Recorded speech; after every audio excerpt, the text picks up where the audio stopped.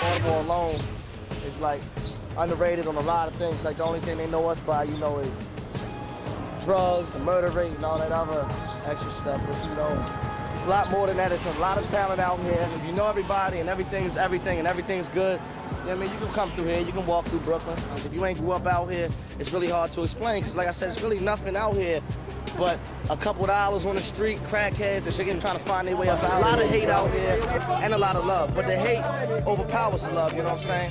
Another bad thing about out here, it's nothing really an outlet for somebody to do. You got, you know what I'm saying? You got crackheads walking around, you got dope heads walking around, prostitutes. It's bad because it comes up.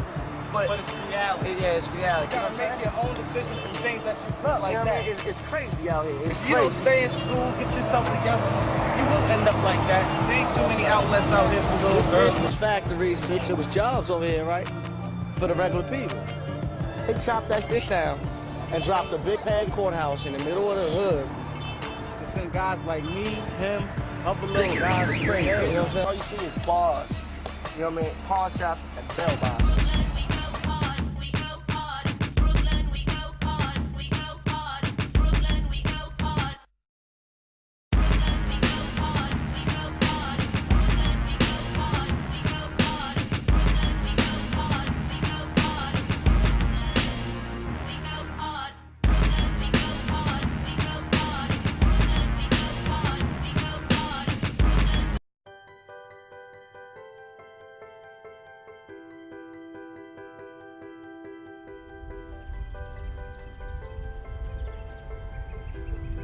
My first year coming out here with my students, I was so surprised at how foreign it was to be around plants and grass and trees. It's an experience that I know the students that live in this area are not getting. The Nature Works Everywhere program is one of the Nature Conservancy's youth empowerment programs.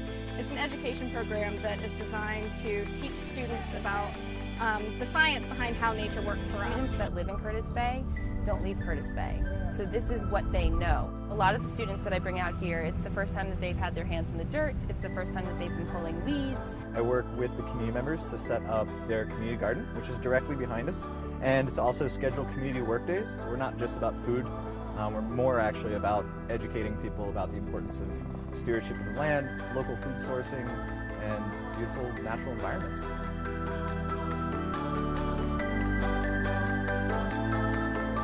Spending less and less time outdoors. The hope of this program is that we're actually engaging them, getting them outside, and showing them that nature's important for them and for their everyday lives.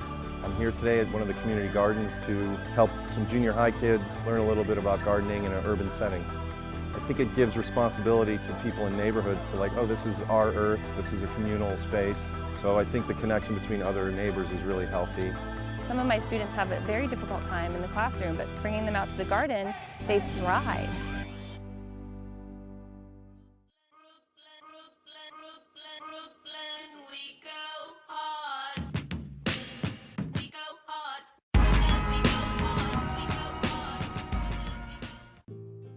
I want to ask you a question.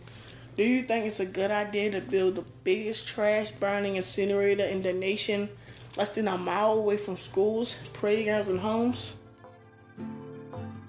If you're like me, you're probably wondering why that's a question you would ever have to consider. Unfortunately, my community has to face this question every day. Here is what we know. The incinerator will be less than a mile from Benjamin Franklin High School and Curtis Bay Elementary.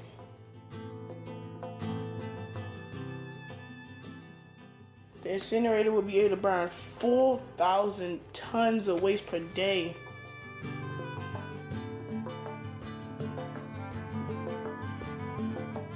I love my community and my city, and I express my love by protecting my home from a project that will hurt us all.